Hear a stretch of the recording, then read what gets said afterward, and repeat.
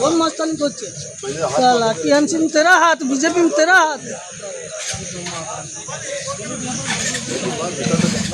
बहुत बड़ा हीरो है इससे का क्वार्टर में फ्री में रखता हूँ कैसे साथी हो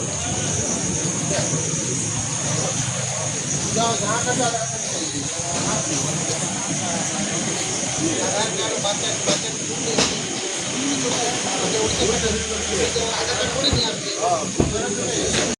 चलो यही में तो यही में तो मानो के तो डिफरेंस है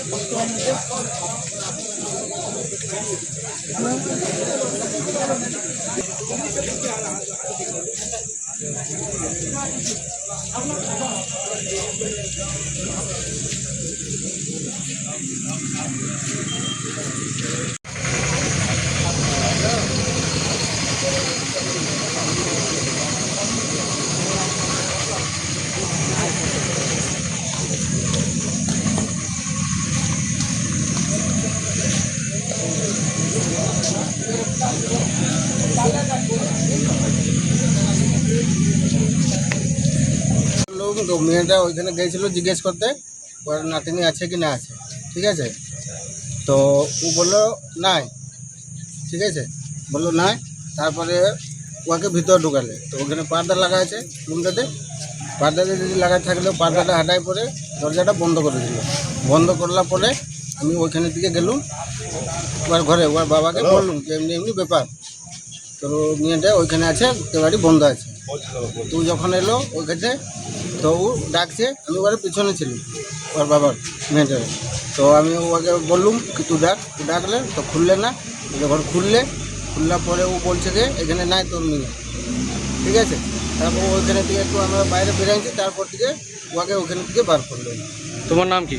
আমার নাম গঙ্গা বেহেরা। ফোন আছে যে একটা বাচ্চা মেয়ে 10 বছরের আনুমানিক বয়স হবে, তো ওকে রুমের মধ্যে মুস্তাফা আনসারি নামে তার বেটা 4 তারিখে পর স্বঘোষিত বিজেপি তাজ আনসারি তার ছেলের নাম। তো তার বাবা রুমের মধ্যে নিয়ে যায় এবার তার হাত পা বেঁধে রাখে, বেঁধে রাখার মেয়েটা চিৎকারও করে। এবার পাশের কিছুজন দেখতে পেয়ে ও হাল্লা করে, সব আরো প্রতিবেশী সব আর মুখে আপনার কাপড় ইয়ে দিয়েছিল যাতে আওয়াজ না করতে পারে, আর 2 চাপড় ইয়েও করেছে, আর হাত পা ওর বাঁধাও ছিল। তারপর দেখতে পাই ওদের একজন পড়োশি, দেখতে পাওয়ার পর ও হাল্লা করে সব এসে পরে ওকে উদ্ধার করে এখন ফাঁড়িতে দেওয়া হয়েছে।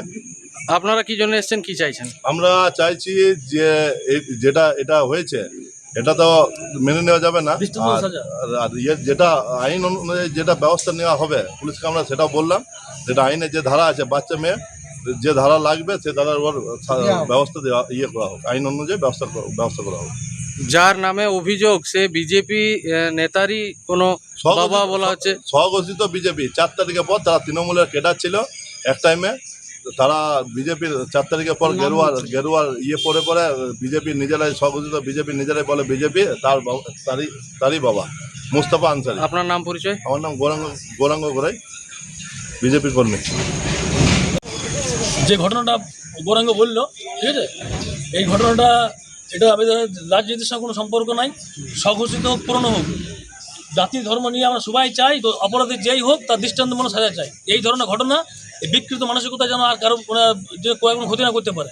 এটাতে কোনো রকম কোনো পলিটিক্যাল কোনো ইয়ে নাই, যে বিজেপির স্বঘোষিত হোক আর পুরনো কর্মী হোক, যেই কোনো কর্মী হোক, সাজা পুলিশকে দিতে হবে। এবং এই ঘটনা আমরা প্রশাসন হয়েছে সাজা যেন ঘটনা দেওয়া হয়, ভবিষ্যতে যেন এই ঘটনা এমন সাজা দেওয়া হোক যাতে কেউ সাহস না করতে পারে। ঘটনার লিখিত কোনো কমপ্লেন হলো? হ্যাঁ, ঘটনা লিখিত কমপ্লেন অলরেডি লঞ্চ হয়েছে। এবং যে এই ঘটনাটার ঘটার পরে কিছু গুড্ডু আনসারি বলে কি একজনের নাম অভিযোগের নাম উঠছে, তাকে নাকি হুমকি দেওয়া হচ্ছে যে কেসটা উইথড্র করার জন্য। কিন্তু আমরা বড়বাবুকে বললাম যে হয় আপনার ব্যবস্থা করুন, নয়তো আমরা গ্রাম যত এলাকাবাসী মিলে আমরা ব্যবস্থা করে দেবো। পুলিশ কি আসামিকে ধরেছে?